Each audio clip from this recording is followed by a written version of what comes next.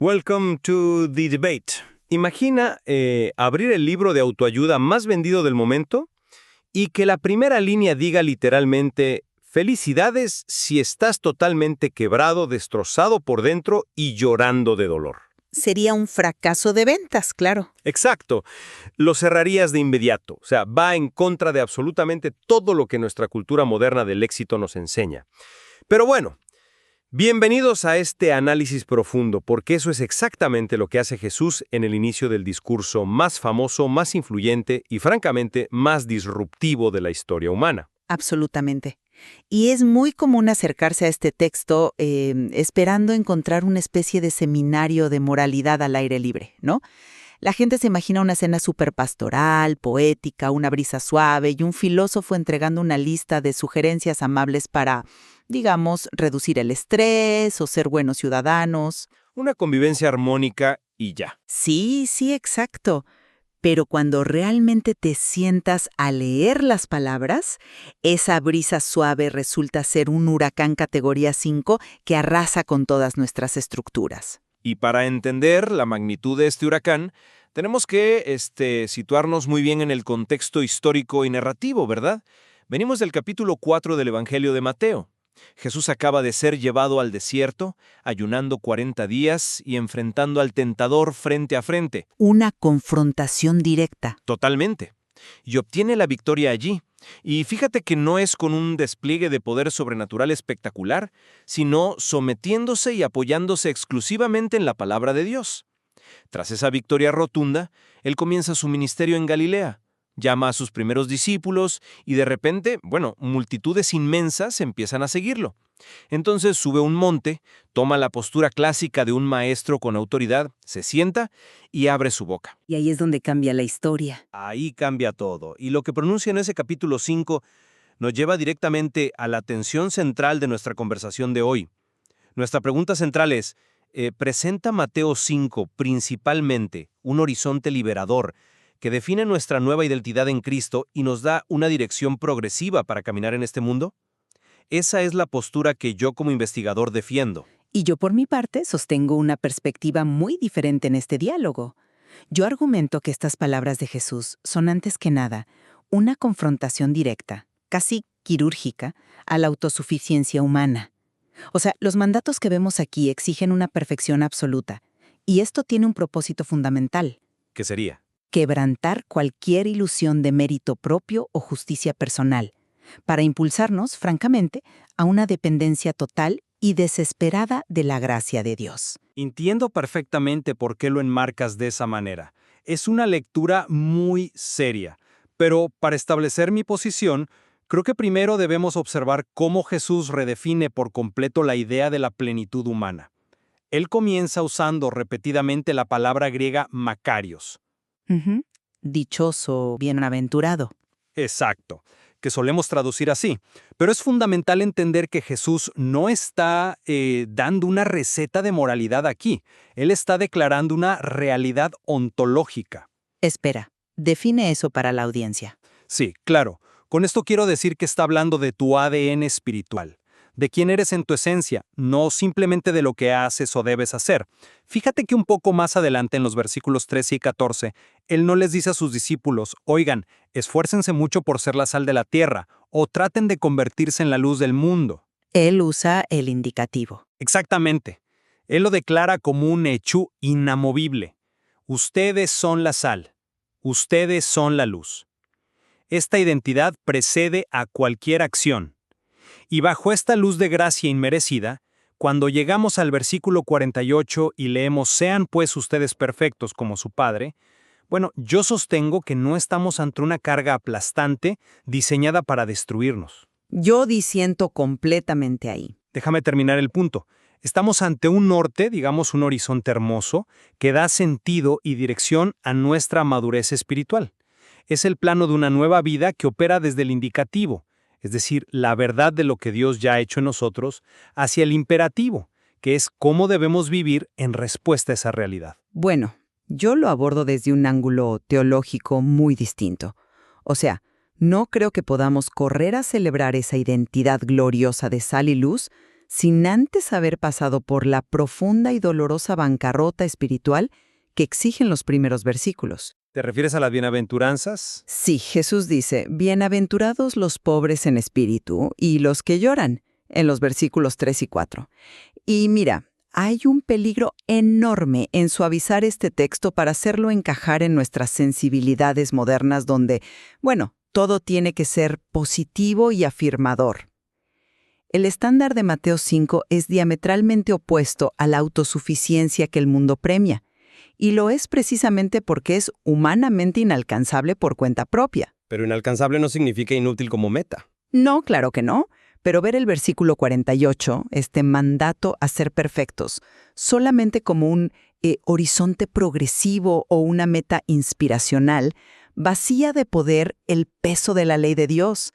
Ese mandato es un espejo inquebrantable de la santidad divina. Su función primaria no es darnos una palmadita en la espalda para mejorar un poco cada día. Es aplastar nuestro orgullo de raíz y llevarnos a reconocer que necesitamos una salvación externa, una justicia que no proviene de nosotros mismos bajo ninguna circunstancia. Esa es una lectura muy solemne, estoy de acuerdo. Pero permíteme ofrecerte una perspectiva diferente sobre cómo operan esas bienaventuranzas en los versículos 3 al 6. O sea, la lógica del reino va a contramano del mundo moderno. Sí, totalmente, pero lo hace para liberarnos. ¿Liberarnos de qué exactamente? De la tiranía del ego. Hoy, nuestra cultura nos exige proyectar una seguridad inquebrantable. Las redes sociales premian la fortaleza visible, la independencia, el éxito medible. Nos dicen, finge hasta que lo logres. Pero Jesús entra y dice que la verdadera plenitud, ese estado macarios de estar en una relación correcta con Dios, le pertenece a los mansos y a los que tienen hambre y sed de justicia. Pero no son posturas pasivas. No para nada. Estas no son personas derrotadas o perdedores que se han rendido. La mansedumbre, históricamente entendida, es fuerza bajo control. Es como un caballo salvaje que ha sido domado. Su fuerza no desaparece, pero ahora está sometida al señorío de su jinete. Vive en una plenitud que es completamente independiente de sus circunstancias. Ser pobre en espíritu, en este contexto, es reconocer que no nos tenemos a nosotros mismos como nuestra propia fuente de vida. Ya veo por dónde vas. Es una postura de humildad intelectual y espiritual que nos libera del peso agotador de tener que ser nuestros propios salvadores, ¿no? Nos libera para florecer verdaderamente. Perdona que te interrumpa, pero simplemente no compro esa idea. Y déjame decirte por qué considero que esa visión, aunque suena muy bien, se queda muy corta exegéticamente. Adelante, te escucho. Reducir la frase pobres en espíritu a simplemente reconocer que no somos nuestra propia fuente o verlo como una postura de humildad intelectual es francamente domesticar severamente las palabras de Cristo. El término original griego usado aquí para pobre es ptochos. Sí, que indica una pobreza extrema. Exacto. No se refiere al hombre de clase trabajadora que llega con lo justo a fin de mes. Se refiere al mendigo absoluto, al indigente que se cubre el rostro y extiende la mano porque, literalmente, morirá de hambre si alguien no le da un pedazo de pan. Un pobre en espíritu es alguien que se presenta ante Dios y reconoce que no tiene absolutamente nada de valor moral que ofrecerle. Cero. Cero mérito propio. Cero. Es una declaración de indigencia espiritual total. Y si miras el siguiente versículo, bienaventurados los que lloran, esto no se refiere únicamente a tener cierta sensibilidad empática ante el dolor del mundo, o llorar por las tragedias inevitables. El contexto exige que entendamos que están de luto por la gravedad y la ofensa de su propio pecado. Un luto espiritual. Sí, es un eco de Isaías en el capítulo 6, cuando ve a Dios en el templo y grita, ¡ay de mí, que estoy perdido! Están llorando su propia bancarrota moral ante la santidad absoluta. Sin esta confesión visceral de depravación total, sin este quebrantamiento donde el ego es crucificado, la puerta del reino de los cielos ni siquiera se abre. No es un programa de florecimiento personal, es la muerte absoluta de la autojustificación. Espera. Entiendo a dónde vas con la exigencia y el reconocimiento del pecado y, mira, yo no niego que ese quebrantamiento inicial es vital. Es teología fundamental. Pero si nos quedamos estacionados únicamente en el luto y en la indigencia, estamos ignorando la promesa que Jesús añade inmediatamente en la misma oración. ¿Te refieres a la promesa de consuelo? Exactamente. Él dice de manera explícita, ellos serán consolados. Y de los hambrientos dice, ellos serán saciados. El Sermón del Monte no nos deja revolcándonos en la miseria moral. Nos traslada a una nueva posición de gracia abundante. Cuando el mendigo reconoce su hambre, Dios no lo deja con el estómago vacío. Lo sienta a su mesa, ¿verdad? Sí, pero el hambre tiene que estar ahí primero. Por supuesto. Pero esa profunda pobreza espiritual interna de la que hablas no se queda escondida en lo privado. Y ahí es donde entra la genialidad de las metáforas de la sal y la luz en los versículos 13 al 16.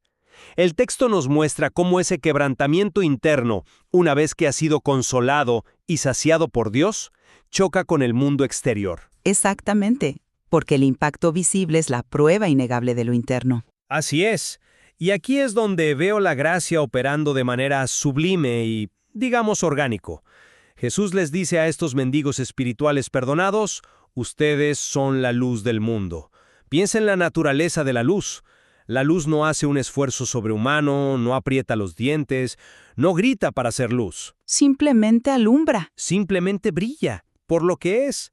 Y la sal, bueno, en el mundo antiguo, no era solo para darle sabor a la comida, era el conservante principal. Se frotaba en la carne cruda para evitar la putrefacción en un mundo sin refrigeradores. El impacto del creyente en la sociedad retrasa la decadencia moral del mundo. Pero, fíjate, no lo hace mediante un esfuerzo moralista agotador de tratar de ser bueno, sino descansando en lo que ya han sido hechos por Cristo. Esa luz alumbra naturalmente para que, como dice el texto, los hombres vean las buenas obras y glorifiquen al Padre. Es la manifestación orgánica, casi inevitable, de una naturaleza transformada. O sea, es un cuadro hermoso, lo admito, y estoy de acuerdo con la naturaleza orgánica del fruto. Pero tu lectura omite por completo la severa y francamente aterradora advertencia que Jesús incrusta en esa misma metáfora. Tú dices que es inevitable, pero Jesús plantea una condición ahí. ¿A qué parte te refieres exactamente? Al juicio. Imagina esto. Si un manzano en el patio de tu casa deja de dar manzanas año tras año, primavera tras primavera, en algún momento te das cuenta de que en realidad es un árbol muerto. O quizás peor aún, te das cuenta de que nunca fue un manzano para empezar. Entiendo la analogía. Ahí, Jesús es extremadamente contundente en el versículo 13. Dice, si la sal pierde su sabor, ¿con qué será salada? No vale más para nada, sino para ser echada fuera y pisoteada por los hombres. No podemos ni debemos suavizar esa frase. Echada fuera y pisoteada es lenguaje de juicio directo. Pero, a ver, fíjate en la química misma de la ilustración de Jesús. La naturaleza de la sal es salar. Es químicamente imposible que el cloruro de sodio, verdadero, deje de ser sal. La sal pura no pierde su sabor. Ahí está el punto exacto. Eso es vital entenderlo. En el primer siglo, la sal a menudo se recogía del Mar Muerto y venía mezclada con otros minerales y polvo blanco. Si la verdadera sal se disolvía por la humedad, lo que quedaba era un polvo blanco que se veía idéntico a la sal, pero que no salaba ni preservaba nada. Era una falsificación. Era una falsificación inútil, y ahí radica la advertencia de Cristo a la multitud. Si tu vida no muestra el efecto preservador contra el pecado, si no hay fruto visible y transformador, entonces eres ese polvo blanco. Nunca fuiste sal verdadera. Es una advertencia sobre la hipocresía, sí. Más que hipocresía, sobre la fe falsa. El texto dice explícitamente, de modo que vean sus buenas obras, en el versículo 16. La identidad real debe, necesaria e imperativamente, producir fruto visible en obediencia. Si no hay obras que el mundo pueda ver, esa fe es insípida, es una ilusión religiosa. Por lo tanto, el texto no nos invita a, digamos, descansar pasivamente asumiendo que ya somos luz. Yo no diría pasivamente. Pero nos advierte, con una urgencia solemne, que una profesión de fe que no transforma nuestro carácter, nuestros motivos y nuestra manera de amar es completamente inútil y enfrentará el rechazo divino. Bueno, debo decir que no estoy convencido por esa línea de razonamiento tan restrictiva. Porque, mira, cuando conviertes lo que gramaticalmente es una declaración afirmativa de pertenencia, Jesús dice, ustedes son, en una amenaza condicional y constante, le robas al creyente la paz y la seguridad de la salvación que Cristo vino a traer. Pero no se trata de robar la paz, sino de examinar la autenticidad. Sí, pero si vivo aterrorizado de ser echado fuera cada vez que mi luz parpadea o cometo un pecado, ya no estoy operando bajo la gracia, sino bajo el terror de la ley. Y creo que este contraste de cómo leemos las intenciones de Jesús nos lleva directamente al clímax del capítulo 5, el corazón de nuestro debate, el versículo 48. El gran obstáculo para muchos. Totalmente, totalmente. Sean pues ustedes perfectos como su Padre que está en los cielos es perfecto. Yo sé y estoy seguro de que tú también lo ves en la iglesia, que para muchos este es el versículo más intimidante de toda la Biblia. Pero cuando analizamos el texto en su flujo natural, vemos que este versículo, leído correctamente, no nos aplasta, al contrario, nos eleva. ¿Cómo nos eleva a exigirnos perfección absoluta? Porque Jesús acaba de decirles que amen a sus enemigos, que oren por los que los persiguen, para que demuestren ser hijos de su Padre, que hace salir su sol sobre malos y buenos por igual. Nos dice que hay una dirección clara. La santidad en esta vida no es un destino de perfección sin pecado al que llegamos mediante un chasquido de dedos. Es una madurez que se camina progresivamente. Este mandato nos rescata de la trivialidad. Vivimos en un mundo de versiones editadas donde medimos nuestro éxito comparándonos con el vecino que es, digamos, un poco peor que nosotros. Yo no soy tan malo como aquel. Jesús destroza esas métricas relativas y nos da un propósito trascendente. Nuestro norte no es ser mejores que los publicanos. Nuestro norte es el carácter compasivo e inagotable de Dios. Eso da forma, sentido y un horizonte profundamente esperanzador al caminar diario del creyente. Mira, es un argumento persuasivo y reconozco que pastoralmente suena muy atractivo, no que lo niego, pero te pido que consideres detenidamente lo que Jesús realmente está diciendo aquí, prestando mucha atención a la mecánica teológica de sus palabras. O sea, te pregunto directamente, ¿acaso crees que el mandato específico de igualar la perfección ontológica y moral de Dios Padre admite grados de progreso o esfuerzos bien intencionados cuando un ser humano se presenta ante el tribunal divino? Dios no califica con curva de campana, ¿verdad? Bueno, a ver, admito obviamente que igualar la perfección absoluta de Dios sin tener ni una mancha de pecado es imposible para cualquier humano en esta vida. Nadie está argumentando sin perfeccionismo aquí, pero el contexto nos llama a imitar su carácter en nuestra esfera humana finita. El enfoque del párrafo es el amor hacia los enemigos. Ser perfectos aquí, que viene de la palabra griega teleos, habla de completitud, de madurez, de un amor que no hace distinciones parciales, justo como el amor de Dios. Sí, teleo significa completo, pero no podemos reducir esa completitud a un simple horizonte aspiracional, como si Jesús estuviera diciendo, bueno, apunten a las estrellas, y si llegan a la luna, pues está bien. No es eso lo que estoy sugiriendo. Pero piensa en el por qué. ¿Por qué Jesús eleva el estándar a niveles estratosféricos en este capítulo?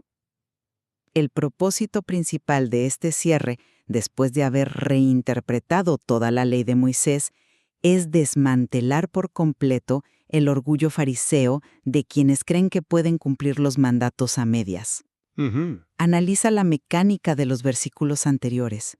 Jesús toma la ley y la profundiza hasta atravesar las acciones externas y llegar a las intenciones invisibles del corazón. Él dice, ustedes creen que cumplen la ley porque no asesinan a nadie físicamente, pero yo les digo que si se enojan irracionalmente contra su hermano, ya son homicidas en su corazón y merecen el infierno. La interiorización de la ley. Exacto. Ustedes creen que son puros porque no cometen adulterio físico, pero si miran a una mujer con codicia, ya adulteraron en lo profundo de su ser. O sea, Jesús está cerrando todas las salidas de escape del ego humano y remata diciendo, sean perfectos como Dios es perfecto. La exigencia de perfección aquí es absoluta, es indivisible y exhaustiva. Pero nos dejaría sin esperanza alguna. Ese es el punto. ¿Por qué hace esto? porque cualquier cosa menor a la perfección absoluta le permite al ego humano sobrevivir y jactarse. Nos está acorralando intencionalmente. Nos obliga a mirar ese estándar cegador e inalcanzable para que nos demos cuenta de que nuestras mejores obras, nuestros mayores esfuerzos morales, están manchados. Y al hacer eso de manera tan implacable, este versículo 48 nos obliga a volver corriendo desesperados de regreso al versículo 3. A la pobreza de espíritu. Perfecta que nosotros no podemos generar de adentro hacia afuera, pero que Cristo, el único verdaderamente perfecto, nos provee por gracia. Entiendo perfectamente la profundidad de esa exégesis. Y mira, reconozco plenamente que el peso de la ley expuesto por Jesús es real, es cortante y es absolutamente necesario para despojar al ser humano de su orgullo moral y llevarlo a la necesidad de la gracia. No es salvación genuina sin esa convicción profunda de pecado. ¿Estamos de acuerdo en eso? Sin embargo, si nos alejamos un paso y observamos el panorama completo de Mateo 5, mi postura se mantiene firme en que el tono dominante de este capítulo no es el de un verdugo preparando la guillotina, es el manifiesto de la nueva creación. Cristo, habiendo vencido en el desierto con toda la autoridad del cielo, se sienta a declarar lo que ahora es verdad para los suyos. Una verdad que exige transformación. Por supuesto. Un creyente verdaderamente regenerado, que ha experimentado la gracia y el consuelo de Dios, encuentra en el Sermón del Monte no una sentencia de condena continua que lo paraliza de terror, sino el plano arquitectónico de su nueva vida. Las bienaventuranzas definen nuestro estado de plenitud, nuestra posición inquebrantable frente a las métricas vacías del mundo. Ser sal que preserva y luz que revela en medio de un mundo oscuro y en decadencia, es entonces la manifestación natural, orgánica y hermosa de pertenecer al reino. Y el llamado a la perfección divina es la meta suprema hacia la cual el Espíritu nos va conformando, día tras día, en nuestro proceso de santificación. Es un llamado elevado, sí, pero es pronunciado por un Padre, no por un juez hostil. Y mi síntesis final de nuestro análisis es que jamás podremos apreciar verdaderamente la gracia transformadora del Padre si no entendemos hasta la médula la profundidad infinita de nuestra necesidad. Este pasaje es, y de esto estoy segura, la disección quirúrgica más profunda y dolorosa del corazón humano jamás pronunciada. Mantengo que la belleza majestuosa e imponente de Mateo 5 reside paradójicamente en su estándar humanamente insuperable. Es un estándar que destruye sin piedad nuestra autosuficiencia, incinera nuestro moralismo superficial y hace polvo nuestras métricas egocéntricas de éxito religioso. No deja espacio para la hipocresía, eso es cierto. Exacto. Nos confronta con la cruda realidad de que la vida verdadera no se encuentra escarbando en nuestras propias capacidades morales. Al contrario, este sermón nos acorrala con amor para mantenernos en un estado constante de dependencia asombrada ante la santidad abrumadora de Dios. Nos mantiene llorando nuestro pecado remanente, sí, pero profundamente hambrientos y sedientos de una justicia perfecta que sabemos que solo Él puede darnos y sostener en nosotros. Bueno, al final del día, después de explorar estas tensiones a fondo, creo que ambos podemos estar de acuerdo en algo fundamental e innegable. El Sermón del Monte no permite bajo ninguna circunstancia la indiferencia del lector. O sea, es un texto que te agarra por el cuello. Nadie puede escuchar estas palabras prestando verdadera atención y seguir siendo la misma persona al terminar de leer. Absolutamente de acuerdo contigo. Es simultáneamente un espejo inquebrantable que revela nuestra más profunda y desesperada depravación y a la vez es una luz resplandeciente que guía con claridad cristalina el caminar de una nueva vida transformada por Dios. Y es precisamente por esa riqueza inabarcable que invitamos a todos los que nos escuchan hoy a abrir sus propias Biblias. Vayan y lean detenidamente el capítulo 5 del Evangelio de Mateo con sus propios ojos. Exploren cómo la exigencia de la ley y la provisión de la gracia se entrelazan de una manera tan perfecta. Es vital que lo hagan. Este texto exige y recompensa la meditación continua, ofreciendo capas de profundidad que van, mucho más allá de lo que podemos agotar en este breve espacio. Exacto. No se queden simplemente con nuestra síntesis o nuestros argumentos hoy. Enfréntense ustedes mismos al texto desnudo. La confrontación letal al ego y el consuelo inmenso para el alma quebrantada que encontrarán allí simplemente no tienen paralelo en toda la literatura humana. Empezamos nuestro análisis de hoy hablando de cómo la imagen de subir a un monte nos hace esperar una vista pacífica, serena y relajante, ¿no? Pero el Sermón del Monte no es un mirador turístico para tomarse fotos espirituales. Para nada. Es la cima volcánica donde las exigencias del cielo y la fragilidad de la tierra colisionan violentamente. Es el lugar exacto donde todas nuestras ilusiones humanas, nuestras excusas y nuestras justificaciones son arrastradas por el viento imparable de la verdad, dejándonos desprotegidos y obligados a anclarnos únicamente en la roca sólida de las palabras de Cristo. Gracias por acompañarnos.